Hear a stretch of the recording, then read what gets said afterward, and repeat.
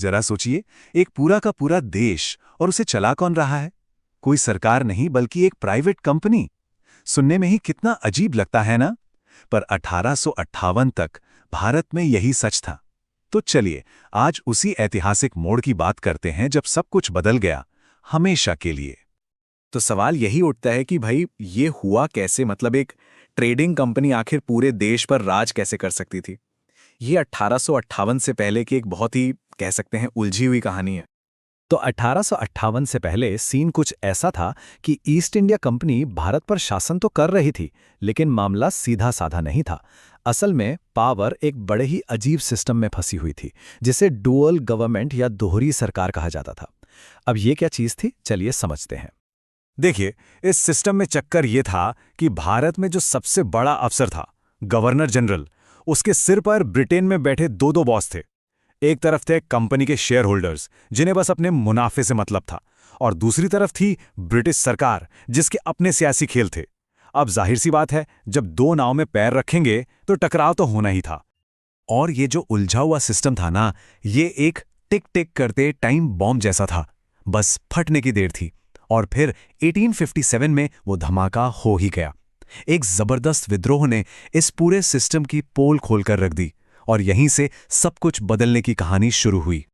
1857 का विद्रोह वो चिंगारी साबित हुआ जिसने पूरे जंगल में आग लगा दी, और ब्रिटिश सरकार को तो जैसे मन मांगी मुराद मिल गई। उन्हें एक बहाना मिल गया ये कहने का, बस बहुत हुआ कंपनी का राज, अब सब कुछ हम सीधे अपने हाथ में लेंगे। तो इस बगावत के बाद ब्रिटिश पार्लियामेंट हरकत में आई, और उन्होंने एक कानून पास किया जिसका नाम ही सच पूछिए तो पूरी कहानी बयां कर देता है। इस कानून का ऑफिशियल नाम था an act for the good government of India, यानी भारत के अच्छे शासन के लिए एक अधिनियम। सुनने में तो बड़ा अच्छा लगता है ना कि भाई विद्रोह की सारी गड़बड़ी के बाद अब सब ठीक किया जाएगा।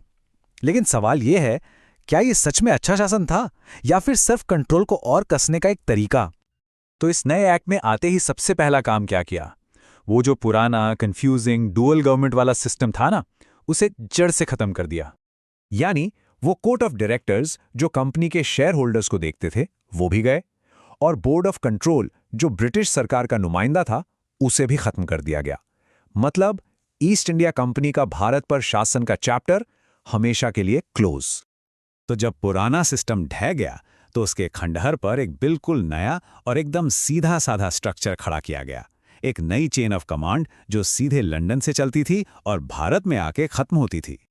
इस नए सिस्टम के टॉप पर कौन था? एक नया पद बनाया गया, secretary of state for India. ये कोई छोटा मोटा पद नहीं था, ये ब्रिटिश कैबिनेट का हिस्सा था, मतलब एक बहुत पावरफुल मंत्री। भारत से जुड़ा हर फैसला अब उसी के हाथ में था। सोचिए, ये शख्स ब्रिटिश सरकार का एक टॉप मिनिस्टर था। भारत में कुछ भी हो, अच्छा या बुरा, जवाबदेही सीधी ब्रिटिश पार्लियामेंट में उसी की होती थी। यानी सारी पावर अब एक जगह एक ही इंसान के पास कॉन्सेंट्रेट हो गई थी। अच्छा, तो ये तो हुई लंदन की बात। अब भारत में क्या हुआ? यहां जो गवर्नर जनरल का पुराना टाइटल था उसे हटा दिया गया, और उसकी जगह एक नया टाइटल आया जो इस पूरे पावर शिफ्ट का प्रतीक था, वायसरॉय ऑफ इंडिया। अब वाइसरॉय जो था वो सीधे सीधे ब्रिटिश क्राउन यानी कि राजा या रानी का पर्सनल रिप्रेजेंटेटिव था। लेकिन यहां एक बड़ा लेकिन था, उससे कानूनन लंदन में बैठे सेक्रेटरी ऑफ स्टेट का हर हुक्म मानना पड़ता था। मतलब नाम बड़ा था पर असल में सारी लगाम तो लंदन में ही थी। और एक बड़ी मजेदार बात, एक ही आदमी था जिसने ये दोनों दौर देखे, लॉर्ड कैनिंग। वो भारत के आखिरी गवर्नर जनरल भी थे और पहले वाइसरॉय भी बने। क्या किस्मत थी।